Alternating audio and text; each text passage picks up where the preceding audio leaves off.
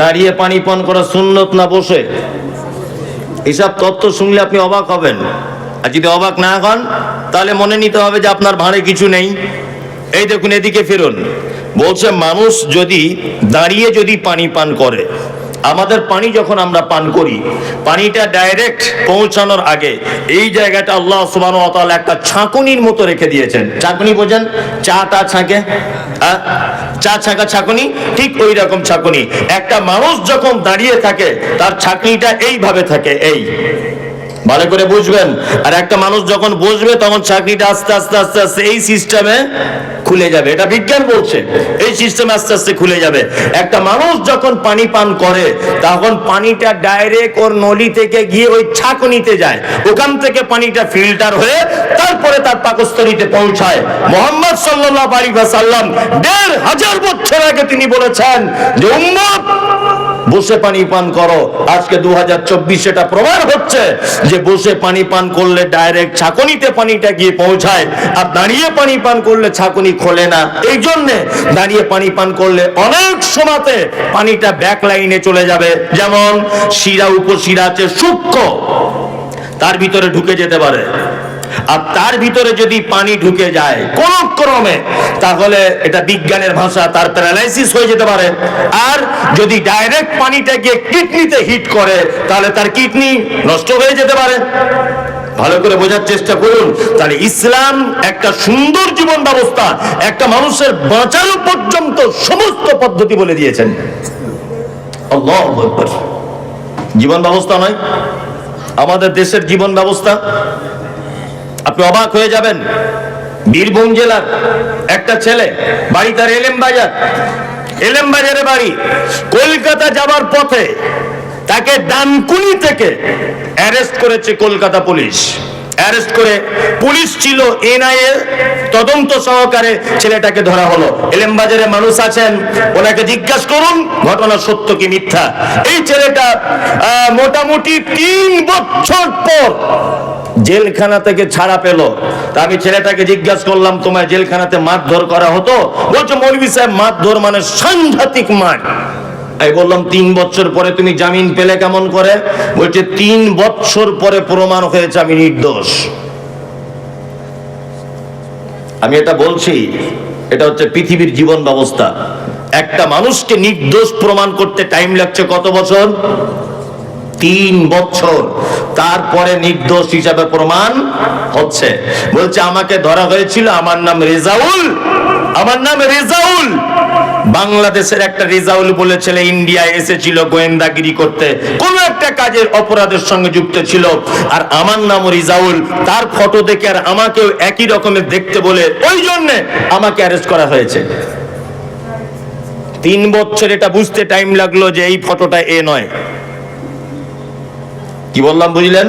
অজস্র মানুষ আজও পর্যন্ত 10-20 বছর যাবত জেলখানাতে গিয়ে বসে আছে। তারা বাড়ির কোনো ঠিকানা নেই, খবর নেই, পয়সার কারণে তারা বার হতে পারছে না, অথচ তারা নির্দোষ। ইসলাম কেমন জীবন ব্যবস্থা দেখুন। ইসলামের পদ্ধতি কি? চোর যদি নারী হয়, চোর যদি পুরুষ হয়, তার কি করা লাগবে?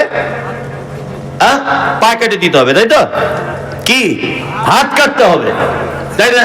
আচ্ছা বলুন তো, যদি কোনো লোকের হাত যদি কেটে দেওয়া হয় তা সে চুরি করতে পারবে না? আমি না করতে পারি, আমি তো ওকে দিয়েও করাবো কি করবো না? আমি তো বুদ্ধি দিয়ে কাজ করবো কি করবো না? করবো। আল্লাহ তো এটা বলতে পারতেন, তো চোখগুলো কানা করে দেয় কলম দিয়ে এরকম খুঁজে, যাতে জীবনে দেখতে না পায়, চুরি করার স্বাদ মিটে যাক। এটা বলতে পারতেন না। আল্লাহ সুবহানাহু ওয়া তাআলার বিধান হচ্ছে হাত কেটে দাও। কারণ এই যে এই মোবাইলটা 1 লাখ টাকা দাম, ধরে নেন এই এমনি দাম 5,000, 1 লাখ এখানে রাখা আছে। স্টেজে আমি উঠলাম, উঠে আমি মোবাইলটা চোখে পড়ে গেল, ওরে বাবা সাংঘাতিক দামি সেট, চুরি করতে হবে না। আস্তে আস্তে আস্তে আস্তে করে আমি হেঁটে হেঁটে হেঁটে এই পর্যন্ত এলাম। এখানে এসে দাঁড়িয়ে আছি চুপচাপ, মোবাইলটার দিকে বারবার দেখছি, এরকম করছি। আর বাবার দেখছি সভাপতি কি করছে, মোতোয়াল্লি কি করছে, হেড মাওলানা কি করছে, বারবার দেখার পরে যে হেড মাওলানা দিক ফিরেছে, চটাম করে নিয়ে পকেটে ভরে দিয়েছি। আচ্ছা বলুন তো, পকেটে ভরা পর্যন্ত সব থেকে আমার সহযোগিতা বেশি করেছে কে? হাত। আমার পা চুরি করার জন্য হেঁটে হেঁটে এসেছে, কিন্তু পকেটে ঢোকাতে পারেনি। পেরেছে না? আমার চোখ দেখেছে কিন্তু পকেটে ঢোকাতে পারিনি। আমার পা হেঁটে এসেছে, মন বলেছে, কিন্তু পকেটে ঢোকাতে পারিনি। ফাইনাল কাজ করেছে কে? হাত। ইসলাম বলেছে হাত হাত কেটে দাও, কারণ ফাইনাল কাজ যে করেছে সে অপরাধী। কি বললাম বুঝলেন?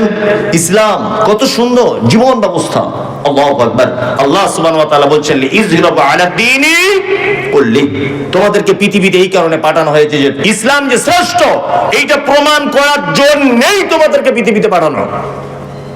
এবার আপনাদেরকে একটা কথা বলছি, এক, আমাদের বর্তমান সারা ভারতবর্ষের যে অবস্থা, তাতে করে ইসলাম শ্রেষ্ঠ এটা প্রমাণ করা সহজ না কঠিন? কঠিন, তাই না? সহজ না কঠিন? কঠিন। মুহাম্মদ সাল্লাল্লাহু আলাইহি ওয়াসাল্লাম বলেছেন, তুমি যখন রাস্তা দিয়ে চলবে কোন দিকে চলো? ডান দিকে চলো। আমরা চলি কোন দিকে? বাম দিকে। তার মানে এটা ভারতীয় একটা সিস্টেম, আমাদের দেশের সংবিধান, আমাদের দেশের নিয়ম যে যখন কোন জনগণ যখন চলবে বাম দিকে চলতে হবে, ডান দিকে চলা যাবে না। আমি যদি এখন মোটরসাইকেল নিয়ে রাস্তাতে চলতে চলতে দাদাগিরি দেখিয়ে বলি হযরত মুহাম্মদ বলেছে ডান দিকে যেতে, আমি ডান দিকে যাব, আমি কারো কথা শুনবো না, অ্যাক্সিডেন্ট হবে কি হবে না? হবে। তার মানে ডান দিকের হাদিস আমরা আর মানতে পারছি না। দুই নম্বর হচ্ছে এই সুদ। আল্লাহ নবী সাল্লাল্লাহু আলাইহি ওয়াসাল্লাম সুদের যত প্রকার গুনার কথা বলেছেন, তার নিম্ন পাপ হচ্ছে তার মায়ের সাথে ব্যভিচার করলে যে পাপ হয়, এই পাপ তার আমলনামাতে তুলে দেওয়া হয়। বলুন, ভারতবর্ষের মাটিতে বা বাংলার মাটিতে সুদ মুক্ত কোনো মানুষ আছে? নেই। যদি বলছেন আমি আছি, নেই। আপনার এমন কৌশল করে ব্যাংকিং সিস্টেম আপনাকে ঢুকিয়ে দেওয়া হয়েছে, আপনার বউ তো লক্ষ্মীর ভান্ডারও পায়, তাই না? তার মানে যেমন হোক করে, আমি লক্ষ্মীর ভান্ডার সুদ এটা বলিনি, আমি বলছি অ্যাকাউন্ট আছে মানে 10,000 টাকা 1 বছর ধরে জমা করে রেখেছেন, 10,000 টাকা তো সুদ হয়। তার মানে যে কোনো প্রকার আপনি সুদের সঙ্গে জুড়ে আছেন। তার মানে পাপ থেকে সরে আসা সহজ না কঠিন? কঠিন। তাই আমরা কঠিন গুলো যদি মানতে নাও পারি, প্রতিষ্ঠা করতে নাও যদি পারি, তাহলে অন্তত সহজ গুলোতে পারবো। পারবো কি পারবো না? পারবো। আপনি বিডিও অফিসে দাঁড়িয়ে আছেন, সবাই 100 জন লাইন দিয়ে, চৈত্র মাসের প্রখর রোদ্দুর, সবাই পানি পিপাসার কারণে ঢক ঢক করে দাঁড়িয়ে পানি পান করছে। আপনি 10 টাকা দিয়ে একটা পানির বোতল নিয়ে আপনি বিডিও অফিসে লাইনের মাঝখানে দাঁড়িয়ে 3 নিঃশ্বাসে পানিটা পান করুন। হেড মাওলানা যখন জিজ্ঞাসা করে বলবেন সবাই দাঁড়িয়ে পানি পান করছে, তুমি কেন বসে পানি পান করছো, আপনি তখন দায়িত্বহীন ভাষাতে বলুন বসে পানি পান করার কথা বলেছেন মুহাম্মদুর রাসূলুল্লাহ সাল্লাল্লাহু আলাইহি ওয়াসাল্লাম। এবার আপনার কাছে আমার প্রশ্ন, আপনি যদি দাঁড়িয়ে পানি বসে পানি পান যদি করেন, এর জন্য আপনার জেল জরিমানা কিছু হবে? হবে? হবে না। দাড়ি যদি আপনি রাখেন, আপনার জেল জরিমানা কিছু হবে? হবে না। ওটা ব্রিটিশদের একটা প্রেক্ষাপট ছিল, যখন দাড়ি রাখলে কর দিতে হতো, নামের আগে মোহাম্মদ লিখলে কর দিতে হতো, মুসলিম নাম লিখতে গেলে কর দিতে হতো। এইসব বিভিন্ন ইতিহাস আগে অনেক গুজরে গেছে। এখন 2024-এ কোন মুসলিম যদি বলে আমি দাড়ি রাখবো, আচ্ছা বলুন তো তার জন্য জেল জরিমানা কিছু হবে? সরকারি কোনো কাজ থেকে তাকে বঞ্চিত করা হবে? হবে না। তাই এইটা প্রতিষ্ঠা করতে আপনার অসুবিধা কোথায়? হ্যাঁ, এইটা আপনার রাখতে অসুবিধা কোথায়? ওই যে মলি সাহেব কেমন কুটকুট কুটকুট করে সাহেব রাখলে, বলছে না? আর অনেকজন বলছে তেল খরচা বেশি হবে, নানান রকমের কাহিনী নয়। আমি চিন্তা ভাবনা করে যা দেখলাম যে একটা মানুষ দানি, সে দান করে, সে যখন মারা যায়, সে যে দানি ছিল তার কোনো চিহ্ন তার লাশটা দেখলে বোঝা যাবে? কথা বলুন, যাবে না। আচ্ছা, সে যাকাত দিত, তার কোনো নিদর্শন থাকবে না। একটা মানুষ একটাই মাত্র মারাত্মক ইবাদত বা সুন্নাত, সেইটা সাথে নিয়ে কবরে যায়, তার নাম দাড়ি। এক আশ্চর্য সুন্নাত। আপনি নামাজ পড়েন, 1 ওয়াক্ত নামাজ নিয়ে ঢুকতে পারবেন না। যাকাত দিতেন, মাদ্রাসার বিলগুলো নিয়ে ঢুকতে পারবেন? ওষুধ দিয়েছেন গোড়াইপুর মাদ্রাসায় 5,000 টাকা, ওই বিলগুলো নিয়ে ঢোকানো হবে না। কিন্তু একটা জিনিস, মরার আগে আপনাদের এখানে মরে যাবার পর দাড়ি কেউ চেঁচে দেয় নাকি? না। অন্তত ফেরেশতারা এই অবস্থায় দেখলেও বুঝতে পারবে যে না আমাদের দলই আছে, ভালো করে বুঝবেন, তাই না? ওই জন্য আপনাদেরকে বলছি, এটা রাগ করিয়েন না। আর আপনার রাগের কোনো বিষয় নেই, এটা একটা ইসলামিক কথা। আপনি রাখতে পারছেন না, এটা ভিন্ন ব্যাপার, কিন্তু আমি বলবো আপনি রাগ করবেন এটা নয়, তাহলে আপনি আর মুসলিম থাকতে পারবেন না। আপনি কোন জিনিস মানতে পারছেন না, আপনাকে বলা হচ্ছে, আপনি লজ্জিত হচ্ছেন যে না মৌলী সাহেব আপনি যেটা বলছেন ঠিকই, আমি মানতে পারছি না।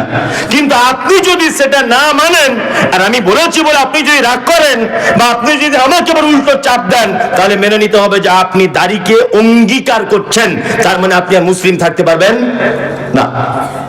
একজনকে বলছি চাচা নামাজ পড়ো, বলছে নামাজ পড়ে তুই কি পেয়েছিস? ভালো করে বুঝি, আমি কিছুই পাইনি।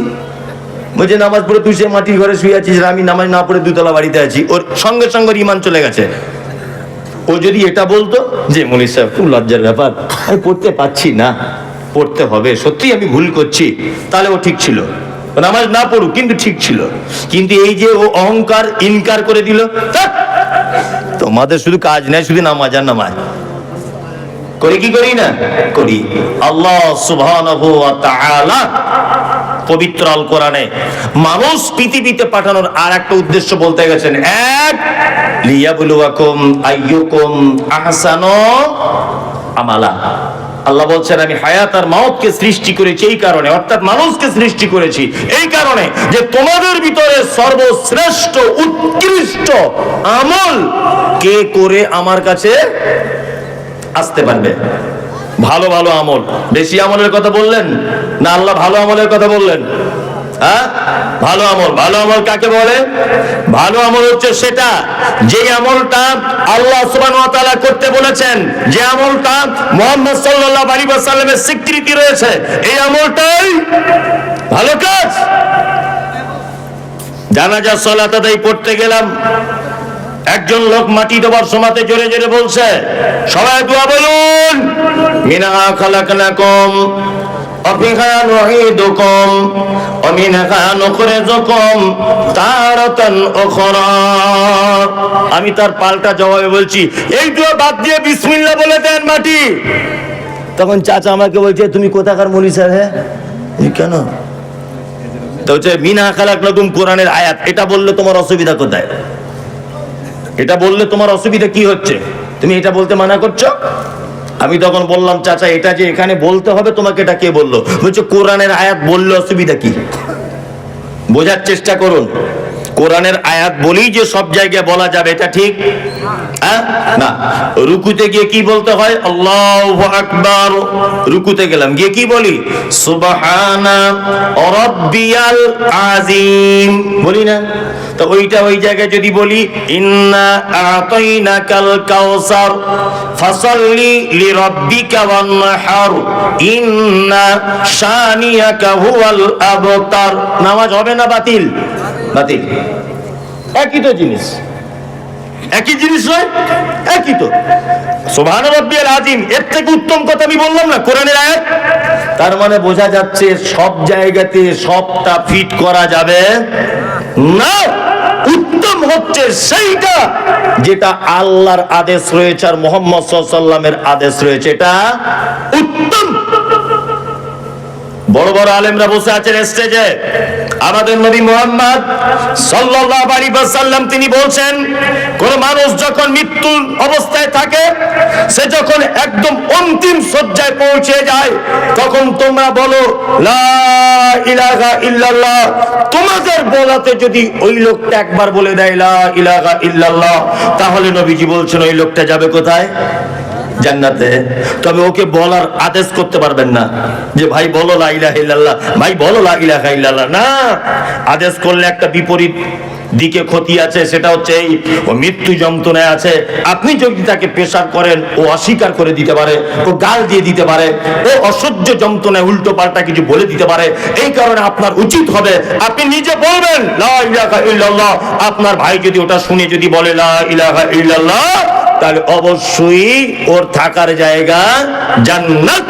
আপনার আব্বা এইরকম মুহূর্তে রয়েছে, আপনি চলে গেলেন কোন মাদ্রাসায়, গিয়ে কারি সাহেবকে ডেকে বলছেন, কারি সাহেব তাড়াতাড়ি করে আসুন, আমার আব্বা যায় ভাব। কারি সাহেব বলছে আমার অন্য জায়গায় দাওয়াত আছে, আমি 4টে ছেলে পাঠিয়ে দিচ্ছি। 4টে ছেলে পাঠিয়ে দেওয়া হয়েছে, 4 জনা বড় বড় সাইজের কোরআন মাজিদ নিয়ে দুলে দুলে বলছে ইয়াসিনুল কোরআনিল হাকিম ইন্নাকা লামিনাল মুরসালিন। ফেরেশতারা একদম বাঁশ রেডি করে রেখে দিয়েছে। তুই কোথা পেলি ইয়াসিন? এখন ইয়াসিন এটা কোরআনের একটা সূরা, তাই না? এই মুহূর্তে এখানে পড়ার ব্যাপারে হযরত মুহাম্মদ সাল্লাল্লাহু আলাইহি ওয়াসাল্লামের কোনো আদেশ আছে? আছে। তার মানে এটা ভালো কাজ না খারাপ কাজ? অবশ্যই খারাপ কাজ। আমি আপনাদেরকে কয়েকটা ভালো কাজের আদেশ আল্লাহ নবী সাল্লাল্লাহু আলাইহি ওয়াসাল্লামের তরফ থেকে দিয়ে দিচ্ছি, আর কয়েকটা ভালো আমল করার জন্য বিনীত অনুরোধ করে দিচ্ছি। আমি জানি শীতকালীন রাত, আমি এসেই বুঝতে পেরেছি যে আমি যখন বক্তব্য দেবো তখন আর মানুষের ধৈর্য থাকবে না। যত দামির বক্তাই হোক না কেন, যত স্বাদের বক্তাই হোক, মানুষ শীতকালে ধৈর্যের বাইরে চলে গেলে আর থাকবে না। তারপরেও যারা আপনারা আছেন টুক টুক টুক টুক করে শুনে নেন, আমি 2-5টা কথা বলে দিই। এক, ভালো কাজ বলে দিচ্ছি, আমল করবে ইনশাআল্লাহ? ইনশাআল্লাহ আমল করবে তো? ইনশাআল্লাহ। এক, আল্লাহ নবী সাল্লাল্লাহু আলাইহি ওয়াসাল্লাম বলেছেন, হাক্কুল মুসলিমি আলাল মুসলিমি খামসিন রাদ্দুস সালাম। এক মুসলমান আর এক মুসলমানের উপরে 5টা হক। আর একটা রওয়ায়াতে এসেছে 6টা, তা আমি 5টারটা বলছি। এক, কোন মুসলিমের সঙ্গে দেখা হলে তুমি বলবে কি? আসসালামু আলাইকুম। আচ্ছা, এইটা বলতে গিয়ে পয়সা খরচা হলো, অথচ 10টা নেকি পেয়ে গেলেন, তাই না? আমি শুনেছি আপনার ছেলে নাকি ইংলিশ মিডিয়ামে পড়ছে, আলহামদুলিল্লাহ, ভালো জিনিস। ও ফটর ফটর করে ইংরেজি বলে, good morning, good evening, good afternoon বলে না? আপনার ছেলে যদি একদিনে good good good good good good good good করেই যদি যায়, 4 আনা নেকি হবে বলে মনে হয়? হবে না। আপনার ছেলে ইংলিশ মিডিয়ামে পড়ুক, এটা আমার আপত্তি নেই। আপনি অন্তত পক্ষে বাড়ি এলে বলবেন যে তোমার চাচার সঙ্গে দেখা হলে গুড মর্নিং বলতে হবে না, বলো মুহাম্মদ সাল্লাল্লাহু আলাইহি ওয়াসাল্লামের শেখানো আসসালামু আলাইকুম, এটা বলো। সালাম সবাইকেই দেবো আমরা ইনশাআল্লাহ, বউকে দেওয়া যাবে না। বউকে দেওয়া যাবে? বউকে দেওয়া যাবে না। বউকে দিলে খুব মনীষার লজ্জা লাগে, না? ও এক বালিশে মাথা দিয়ে শোয়া যায়, তখন লজ্জা লাগে না? হ্যাঁ, গলা ধরে বসে গল্প করা যায়, তখন লজ্জা লাগে না? হ্যাঁ, একসঙ্গে গোসল করা যায়, তখন লজ্জা লাগে না? প্রেমের গল্প করা যায়, তখন লজ্জা করে না? আর আসসালামু আলাইকুম মনীষার কি করে বলবো? খুব লজ্জার ব্যাপার না? সবাইকে সালাম দেয়, বউকে দেয় না, তাই না? আমাদের পশ্চিম বাংলার প্রায় ফ্যামিলিতে স্বামী স্ত্রী অশান্তি হচ্ছে না? হচ্ছে কি হচ্ছে না? হচ্ছে। আজকে থেকে আর হবে না। আপনি একটা আমল করুন আজকে থেকে, ছোট আমলটা করুন, দেখবেন আর হবে না ইনশাআল্লাহ। এক, আসসালামু আলাইকুম বাংলা মানে কি? আল্লাহ তুমি তার উপর শান্তি বর্ষণ করো, তাই তো? আর ও প্রতি উত্তরে কি বলবে? ওয়া আলাইকুমুস সালাম, আল্লাহ তোমার উপরও শান্তি বর্ষণ করুক। তার স্বামী স্ত্রী ঝগড়া হয়েছে, ধরে নেন, বাড়ি ঢুকলেন, আসসালামু আলাইকুম খাদিজা, কি করছো? ও যত বদমাশ মেয়েই হোক, সালামের উত্তরটা অন্তত নিবে। ও উত্তরে কি বলবে? ওয়ালাইকুম আসসালাম। কোন রকম আছি বেশি ভেটা ভেটা করো না, যাই করুক কিন্তু সালামের উত্তরটা নেবে কি নেবে না? তাহলে আপনি যদি দিনে 10 বার যদি এটা বলেন যে তোমার উপরে আল্লাহর তরফ থেকে শান্তি বর্ষণ হোক, আর ও যদি বলে তোমার উপরে হোক, আর একবার যদি কবুল হয়ে যায়, তাহলে আর অশান্তি থাকবে? থাকবে না। এই পদ্ধতিটা সত্যি খুব ইম্পর্টেন্ট একটা পদ্ধতি। আপনার স্ত্রীকে বেশি করে সালাম দেবেন। কি বললাম বুঝলেন? 2, নিজের বাড়িতে হোক অপরের বাড়িতে হোক, লা তাদখুলুল বুয়ুতা গায়রা বুয়ুতিকুম, নিজের বাড়ি হোক অপরের বাড়ি হোক, যখন ঢুকবেন কি বলে ঢুকবেন? আসসালামু আলাইকুম। কেন বলতে হবে এটা? আগে আপনাকে বলেছি, সারা পৃথিবীর সব থেকে উত্তম জীবন ব্যবস্থা, তার নাম হলো ইসলাম। আপনার বাড়িতে একটা বেটি রয়েছে, আপনার বয়সটা 16 বছর, আপনি বাড়িতে নাই, আপনার বিবি আর আপনার বেটি দুজনা শীতকালে গোসল করে বারান্দায় বা বাড়ির আঙিনাতে রোদ্দুরে বসে আছে চুল খোলা অবস্থায়। আপনার 16 বছরের বেটির বুকে ওড়না নাই, আপনার বাড়িতে বৌমা রয়েছে গায়ে চাদর নাই, শাশুড়ি আর বৌমা দুজনা বসে আছে মোটামুটি আগলা অবস্থায়। আগলা মানে ইম্পর্টেন্ট জায়গাগুলোতে সব ঢাকা রয়েছে, কিন্তু তার বগলে ফাঁকা, এইদিকে তার পেট ফাঁকা, এইদিকে হাঁটুর নিচে ফাঁকা, তেল মাখছে শীতকালে রোদ্দুরে বসে বসে। আর আপনি যদি হঠাৎ করে বাড়ির ভিতরে ঢুকে যান আর আপনার বেটি যদি এই অবস্থায় থাকে আর আপনার বৌমা যদি এই অবস্থায় থাকে, তাহলে বলুন তো দেখি বৌমা আর আপনার বেটি লজ্জা পাবে কি পাবে না? ইসলাম বলেছে তুমি দরজায় দাঁড়িয়ে থেকে বলবে আসসালামু আলাইকুম, ও আয়েশার মা আমি বাড়িতে চলে এসেছি, তাড়াতাড়ি করে দরজা খোলো। তোমার স্ত্রী আস্তে আস্তে করে দরজা খুলতে আসবে, তোমার মেয়ে চলে যাবে ঘরের ভিতরে, ঘরের ভিতরে গিয়ে তার প্রয়োজন মতো পোশাক পরে নিবে, গায়ে ওড়না নিয়ে নিবে। আর তখন যদি আপনি বাড়িতে প্রবেশ করেন, আপনিও লজ্জা পাবেন না, আপনার বেটিও লজ্জা পাবে না। এই জন্য ইসলাম বলেছেন নিজের বাড়িতে হোক অপরের বাড়িতে হোক তোমরা সালাম দিয়ে প্রবেশ করবে। ইনশাআল্লাহ আজকে থেকে এই আমলটা করব, সবাই সবাইকে সালাম দিব ইনশাআল্লাহ। চলুন 2, ইয়াদাতুল মারিজ, অসুস্থকে দেখতে যাও। পাড়া প্রতিবেশী কেউ যদি অসুখে পড়ে যায় তাহলে আমরা তাকে দেখতে যাব। এগুলো ফ্রি নাকি? পয়সা খরচা হবে না। ফজরের নামাজ পড়ে গেলেন, পাড়ার একটা আব্দুল্লাহ বলে লোক অসুখে পড়ে আছে, বিছানায় পড়ে আছে, গেলেন, গিয়ে তার মাথায় হাত দিয়ে বললেন লা বাসা তাহুরুন ইনশাআল্লাহ, ভাই টেনশন করো না, আল্লাহ তোমাকে ভালো করবে। চাচা কোন ডাক্তার দেখাচ্ছ? মামু এখন খেতে যেতে পারছো? একটু জিজ্ঞেস করলেন, বাড়ি চলে এলেন। বিশ্ব নবী তিনি বলেছেন রুগী তো কল্যাণ যা পাবে পাবে, যে দেখতে গেছে ও বেশি কল্যাণ পাবে।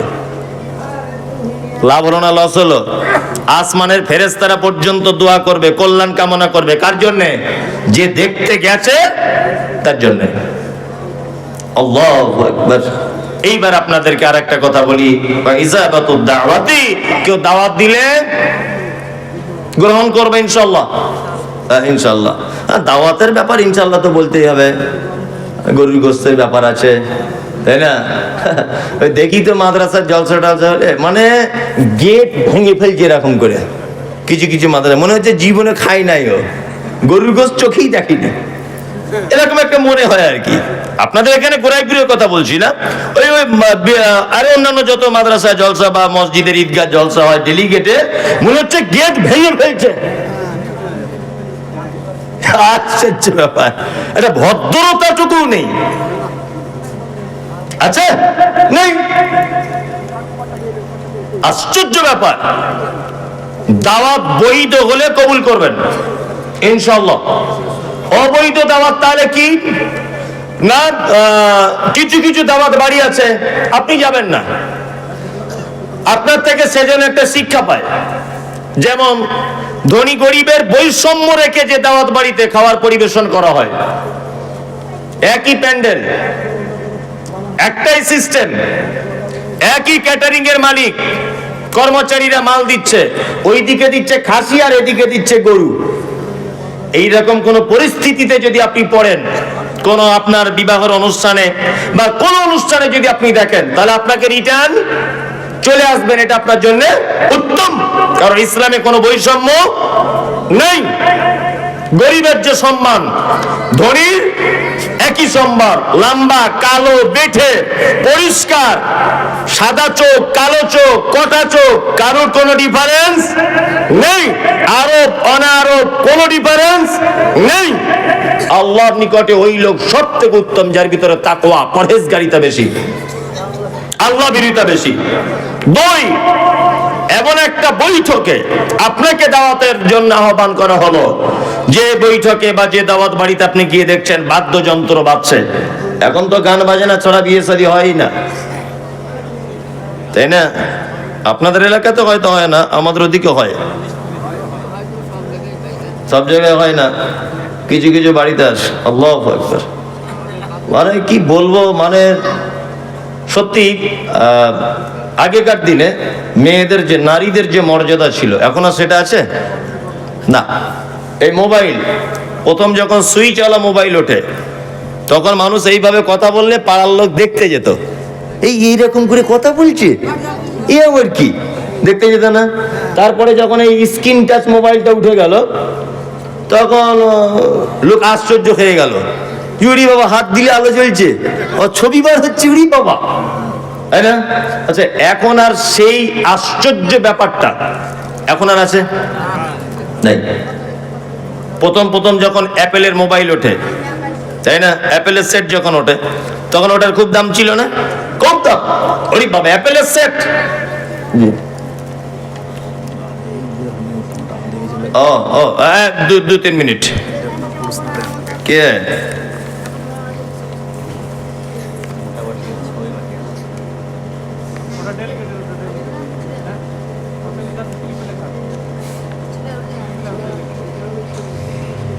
আপনি আমাকে কেন জিজ্ঞেস করছেন?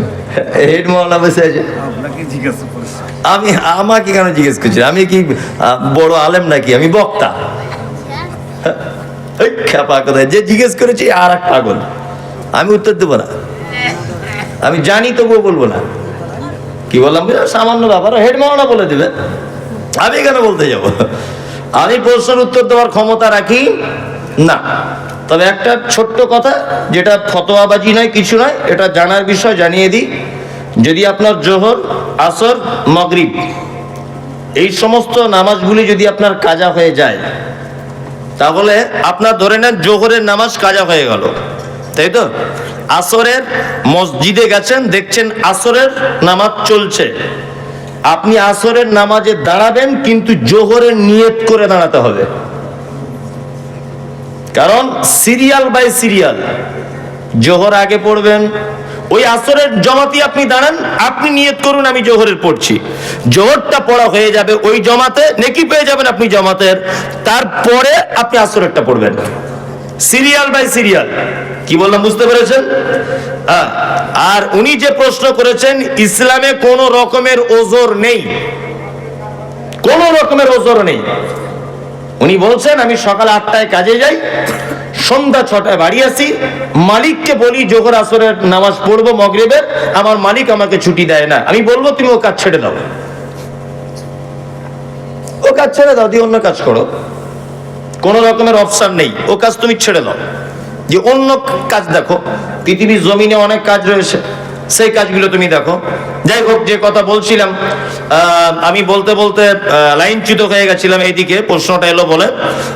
যে কথা বলছিলাম সেটা হচ্ছে ইজাবাতুদ দাওয়াতে, বৈধ দাওয়াত দিলে কি গ্রহণ করবেন, আর জানাজা গ্রামে হলে তার সালাত আদায় করবেন কি। আর জানাজা সংক্রান্ত আর একটা কথা বলে দিই, সেটা হচ্ছে যে কেউ মারা গেল, আপনি জানাজা পড়তে চলে গেলেন না, মাঝে সাঝে দুটো একটা জানাজায় শিক্ষা দেওয়ার জন্য আপনি যাবেন না। যদি বলছেন এটা কেমন কথা, আপনি তো মারাত্মক গেঁড়াকল বলে দিয়ে চলে গেলেন, আমি বলিনি। আব্দুল হামিদ ফাইজি আল মাদানী হাফেজাহুল্লাহ সাহেব ছিলেন একটা বড় মাপের আলেম, তিনি একটা বই লিখেছেন জানাজা দর্পণ।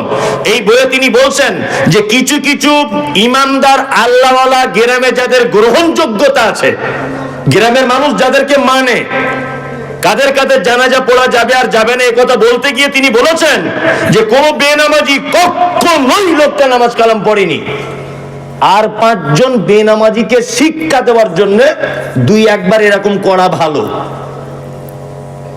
কি বললাম বুঝলেন? এই চাচা তুমি জামাত পড়তে যাবে না জানাজা? বুঝলেন না, যাবো না। কেন? ও জীবনে নামাজ কালাম পড়েনি, কিছু করেনি, যেন আর 5 জন শিক্ষা পায়। আমি কিন্তু ফতোয়া দিইনি যে বেনামাজি জানাজা হারাম, এটা আমি বলিনি, কিন্তু আমি বলছি আর বেনামাজি যাতে এটা করে ভয় করে। কি বললাম বুঝলেন? জানাজার সালাত আদায় করবেন। আর নাম্বার 5, হাঁচি হলে কি বলতে হয়? আলহামদুলিল্লাহ। ওটা যে শুনবে, ইয়ারহামুকাল্লাহ, ওটা যে শুনবে ইয়াহদিকুমুল্লাহ ওয়া আসলিহু বালাকুম, এই 3 পর্যায়ের উত্তর আপনি দিবেন। আপনাকে 5টা ভালো কাজ বলে দিলাম, ইনশাআল্লাহ এই ভালো কাজগুলো আমল করার চেষ্টা করবে ইনশাআল্লাহ। 1, সালাম দিবেন। 2, বৈধ দাওয়াত কবুল করবেন।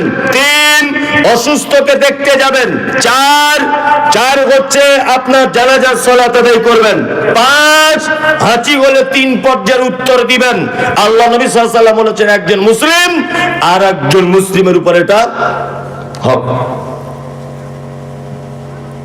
আমি ভালো কাজ করার জন্য পৃথিবীতে আল্লাহ আমাদের পাঠিয়েছেন, তাই না? এবার একটা আশ্চর্য ভালো কাজ বলে দিই, 2 মিনিট আমাকে টাইম দেন। কমিটির কাছে এটা আমার অনুরোধ। আল্লাহ নবী সাল্লাল্লাহু আলাইহি ওয়াসাল্লাম, এখানে যারা বসে আছেন সকলেই আমার দিকে ফিরে খুব অ্যাক্টিভ হয়ে কথাটা শুনুন। আমাদের নবী মুহাম্মদ সাল্লাল্লাহু আলাইহি ওয়াসাল্লাম পৃথিবী থেকে যেদিন চলে গেছেন সেই দিনটির নাম কি? কি বার ছিল? সোমবার। আলহামদুলিল্লাহ, আপনারা ভালো জানেন সোমবার। সোমবারের দিন জীবনের শেষ জমাতে সালাত আদায় করেছেন মাগরিবের। আর প্রথম 2 রাকাতে যে তেলাওয়াত করেছিলেন সেই তেলাওয়াতটা হচ্ছে সূরা মুরসালাত। শেষ যে আয়াত তেলাওয়াত করেছিলেন, আয়াতটি হচ্ছে ফাবিআইয়ি হাদিসিম বাদাহু ইউমিনুন। আল্লাহ তাআলা আয়াতে বলছেন, তোমরা কি এর পরে অন্য কোনো কিতাবের উপর ঈমান আনবে? নবীজিও যেন উম্মতের উদ্দেশ্যে কথা বলতে চাইলেন। শেষ করলেন সালাত মাগরিবের, বাড়ি চলে এলেন। হযরতে বেলাল আজান দিচ্ছেন নববীতে, হাইয়া আলাস সালাত। আল্লাহ রাসূল আজান শুনে আয়েশাকে ডেকে বলছেন, আয়েশা, বাংলাদেশের প্রখ্যাত আলেম ডক্টর আসাদুল্লাহ গালিব সিরাতুর রাসূল নামক একটা বই লিখেছেন। এই বইয়ের একেবারে শেষের দিকে আপনি এই সমস্ত কথাবার্তাগুলো পাবেন। আয়েশা, আমাকে একটু পানি দাও। আম্মা জান আয়েশা পানি দিলেন। আল্লাহ রাসূল ওযু করলেন। ওযু করার পর জ্ঞান হারিয়ে ফেললেন। আবার একটু পরেই জ্ঞান চলে এলো। আল্লাহ রাসূল আবার বললেন, আয়েশা একটু পানি দাও। আয়েশা পানি দিলেন। আল্লাহ রাসূল ওযু করলেন। 3 বার উল্লেখ করেছেন উনি। আল্লাহ রাসূল আবার অজ্ঞান হয়ে গেলেন, জ্ঞান হারিয়ে ফেললেন। তৃতীয়বার আবার আম্মা জান আয়েশা পানি আগিয়ে দিলেন। আল্লাহ রাসূল ওযু করতে করতে আয়েশার দিকে ইশারা করে বলছেন, আয়েশা জানালা দিয়ে বলো তোমার আব্বাকে ইমামতি করতে যেতে আমি আর যেতে পারবো না, আমার শরীরের অসুস্থতা বেড়ে গেছে। আম্মা জান আয়েশা মসজিদে নববীর জানালার পর্দাটা সরিয়ে দিয়ে আব্বাকে ডেকে বলছেন, আব্বু, আল্লাহ রাসূল আপনাকে ইমামতি করতে যেতে বলেছেন।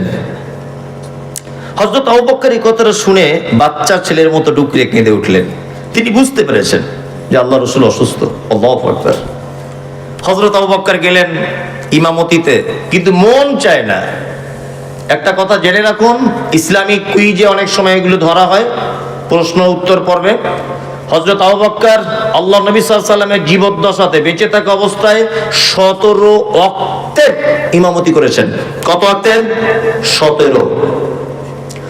যদিও এই ব্যাপারে আম্মা জান আয়েশা আপত্তি তুলেছিলেন, আল্লাহ রাসূলকে বলেছিলেন, আল্লাহ রাসূল সাল্লাল্লাহু আলাইহি ওয়াসাল্লাম, আমার আব্বা যদি বারবার নামাজ পড়ায় ইমাম হয়ে, আর অন্যান্য বিবিগুলো তো রাগ করবে, অন্যান্য সাহাবীরা রাগ করবে, আর আপনি শেষ বয়সে আমার কাছে আসেন, তা এক কাজ করুন, অন্য সাহাবীদের একটু সুযোগ দেন।